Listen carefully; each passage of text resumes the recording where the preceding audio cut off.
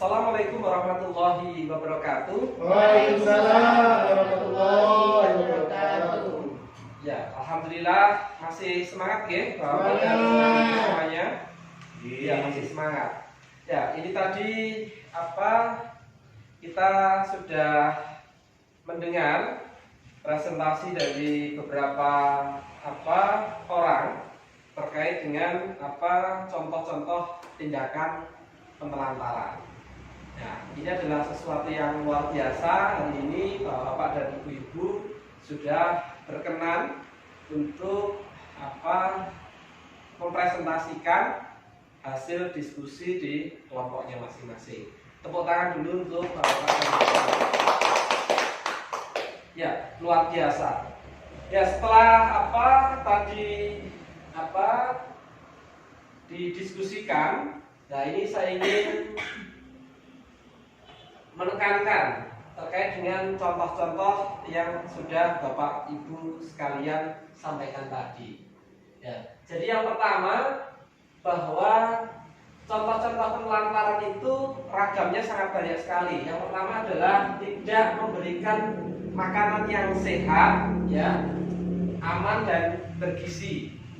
Jadi Bapak dan Ibu-ibu semuanya, bahwa kewajiban orang tua itu tidak hanya sekedar memberikan makan saja, ya, memberikan nasi putih, ya, dan kecap itu juga memberi makan. Tapi ini di poin ini tidak cukup hanya seperti itu. Makanan yang kita berikan pada anak-anak kita itu adalah makanan yang sehat, aman, dan bergizi. Ya, sekali lagi, Bapak dan Ibu-ibu semuanya yang seringkali memberikan makan pada anaknya yang hanya berupa kuah dan nasi atau nasi dan kerupuk sehari-hari seperti itu, ini nyuntulung ini dihindari. Beri makanan anak-anak kita itu yang sehat, aman, dan bergizi. Agar apa? Agar anak-anak kita tumbuh menjadi anak-anak yang sehat, anak-anak yang cerdas, dan nantinya menjadi anak-anak yang berprestasi. Yang kedua, tidak diberikan tempat tinggal dan pakaian yang layak. Nah, ini juga contoh penelantaran terhadap anak-anak kita.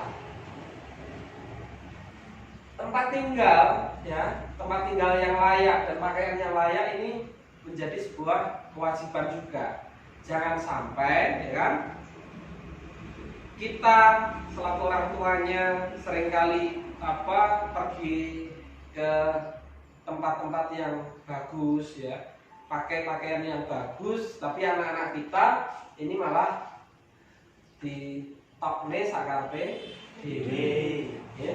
Sering toh, misalkan kita pergi di hajatan di rumah saudara dan lain sebagainya, ibu bapaknya ganteng-ganteng, lambene api-api, tapi anaknya ditokne lombrot, lambene sak-sae. Nah, ini juga harus menjadi perhatian. Yang ketiga, tidak pernah diberi waktu dan kesempatan bermain. Sekali lagi, bermain ini adalah hak anak yang kita selaku orang tua ini harus memberikan hak tersebut. Kenapa kita harus memberikan waktu dan kesempatan bermain? Karena dengan bermain inilah, ya, anak-anak itu satu, dia akan bisa bersosialisasi dengan temannya, ya kan? Yang kedua, dia akan mengenal, ya, lingkungan sekitarnya, sehingga ya melalui media bermain inilah anak-anak kita itu sebenarnya sedang belajar. Begitu ya? Nah, contoh keempat adalah tidak diizinkan sekolah. Ya, ini jangan sampai, ya. Putrane Mbak Ana pernah ngemben Mbak Ana larang untuk sekolah gitu? Tidak ya? Nggih, alhamdulillah. Jadi kita selaku orang tua itu harus mendorong anak-anak kita agar rajin bersekolah. Jadi jangan sampai nanti ada istilah ya, anak dari bapak ibu semuanya ini tidak diizinkan sekolah. Selanjutnya tidak melakukan imunisasi terhadap anak. Sekali lagi imunisasi ini penting ya kan, seperti yang seringkali disampaikan Bu Bidan, bahwa imunisasi ini menjadi salah satu cara bagaimana kekuatan tubuh anak itu ya. Apa Mbak Ana? Kalau imunisasi itu fungsinya apa? Untuk daya tahan tubuh. Nah, agar daya tahan tubuh anak itu bisa kuat, bisa bagus, imunitasnya meningkat. Begitu ya? Tidak posyandu untuk menimbang berat dan mengukur tinggi badan. Ini juga harus kita tidak boleh kita lakukan. Tidak mendukung pendidikan anak. Tidak mendukung pendidikan anak itu seperti apa? Anak kita, ya sekali lagi anak kita misalkan pengen sekolah di madrasah, ya.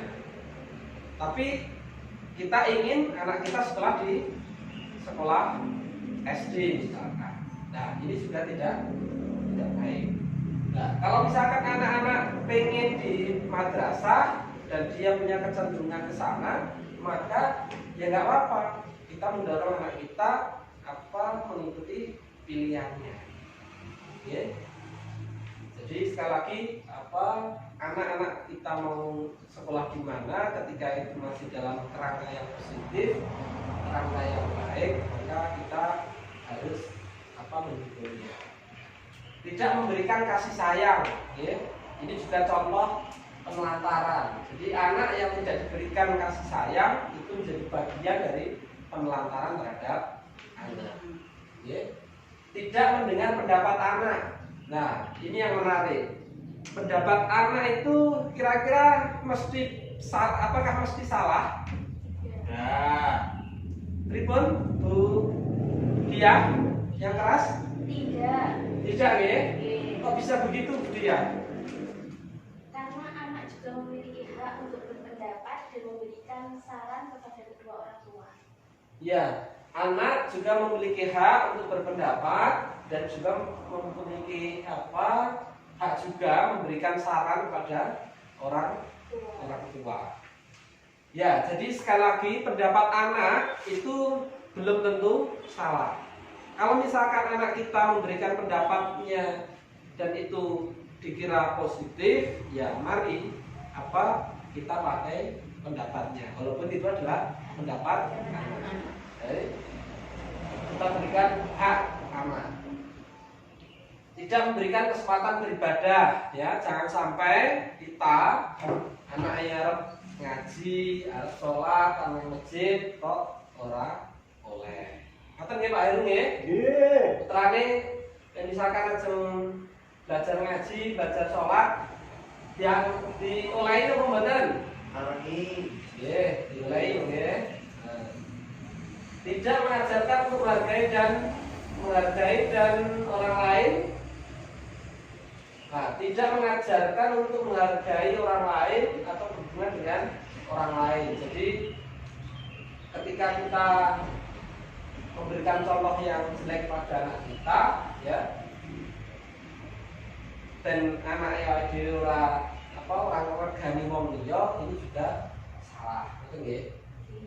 Nah, contoh penelantaran selanjutnya adalah ditinggal sendiri, ya, ditokne dhewe, didiamkan dalam kurun waktu tertentu dan tidak dipedulikan. Nah, ini sangat real. Contoh ini banyak terjadi di sekitar kita. Jadi jangan sampai anak kita itu kita didiamkan. Karena dengan mendiamkan sesungguhnya anak itu akan bingung, kira-kira bapak ibu iki piye to? Kok aku di top wae. Jane aku ki anake kudu, ya toh? Seringkali anak itu sampai berpikiran seperti itu.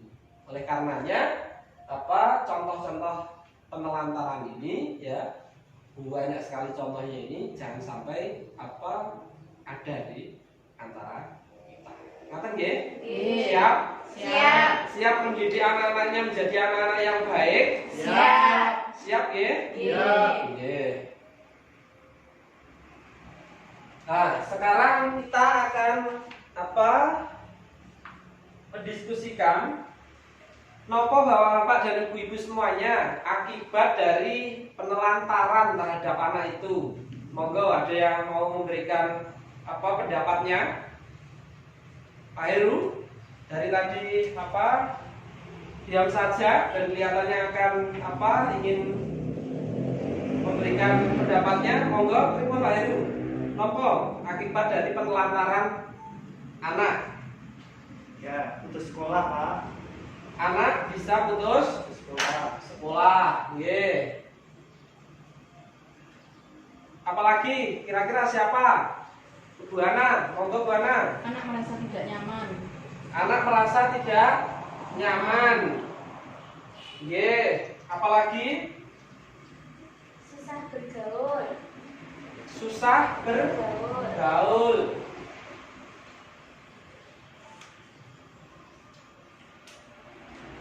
Susah bergaul. Apalagi?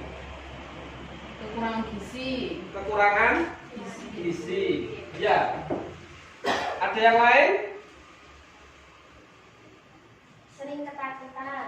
Sering ketakutan. Apalagi Mas Heru? Celaka, luka, dan sakit. Ya.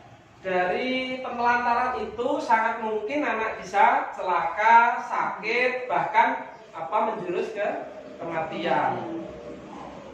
Nah, ini kita lihat di flipchart di 8 ya. Ya, ini ada beberapa akibat dari penelantaran terhadap anak. 1. Akibat dari penelantaran itu bisa putus sekolah. Ya. Ketika kasih sayang, perhatian, didiamkan, ya, maka putus sekolah. Ya. Yang kedua, ketika anak ditelantarkan, ini anak menjadi anak yang kurang gizi, ya. Bapak ibunya tidak pernah memperhatikan makannya, seperti contoh tadi, bendino dipangani sego karo kecap, bendino dikei sego karo butuh sop. Nah, akan menjadi kekurangan gizi. Nah, akibat dari penelantaran ini juga anak bisa celaka, ya. Anak kok ditop ae, tidak dipedulikan, itu bisa celaka, bahkan luka, dan juga bisa sakit hingga bisa sampai di kematian. Ya. Nah, ketika ditop dolanan berbahaya ditop ketika ada hal yang membahayakan jiwanya ditop bisa celaka sampai ke kematian. Nah, yang keempat, penelantaran itu bisa digigit binatang. Binatangnya apa? Ya ada anjing, ya ada ular, ada apa lagi?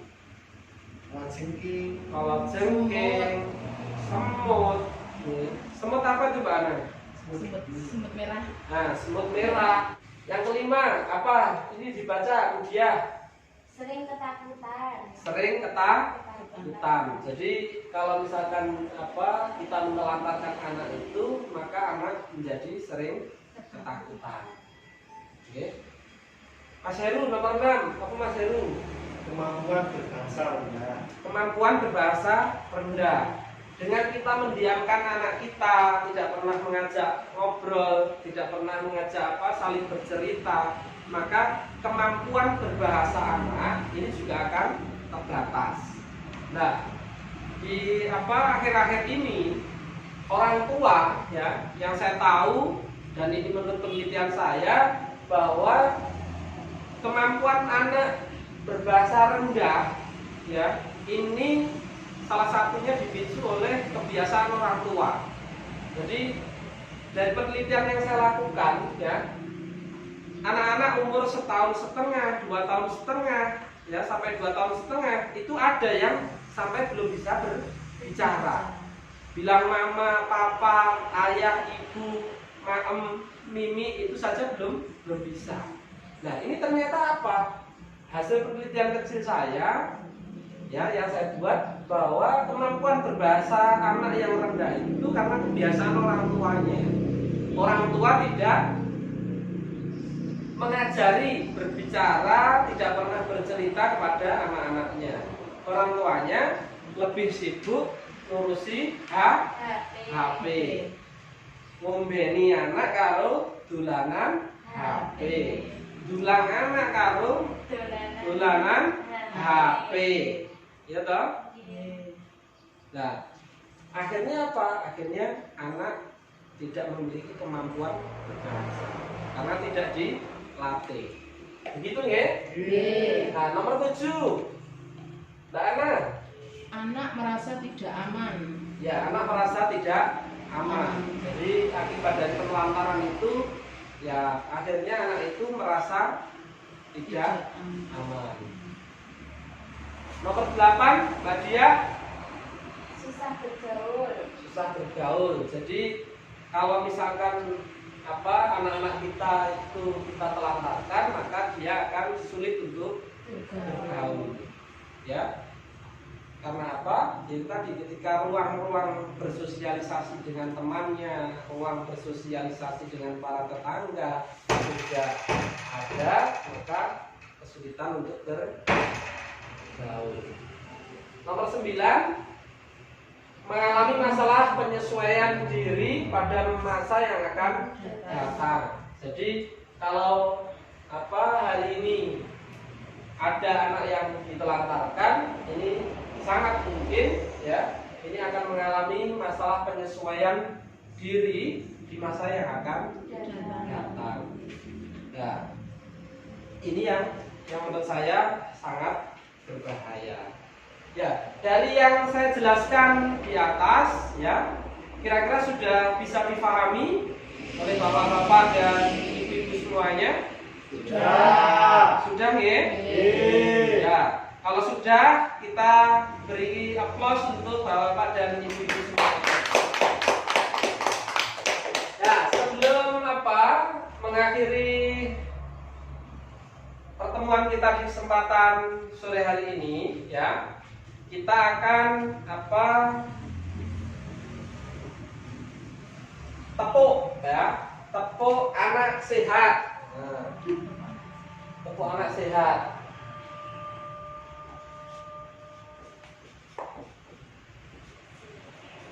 Sehat, kuat, pintar.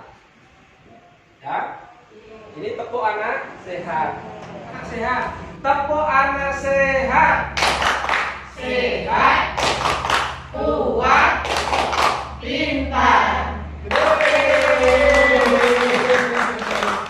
Ya, sekali lagi terima kasih atas kehadiran Bapak, Ibu dan seluruh anggota kelompok di kesempatan sore hari ini. Semoga pembelajaran kita di kesempatan sore hari ini bermanfaat dan tentunya ini mari kita sebarluaskan agar penelantaran terhadap anak ini tidak terjadi di keluarga kita dan di lingkungan sekitar kita. Saya rasa itu. Terima kasih. Billahi taufik wal hidayah. Wassalamualaikum warahmatullahi wabarakatuh.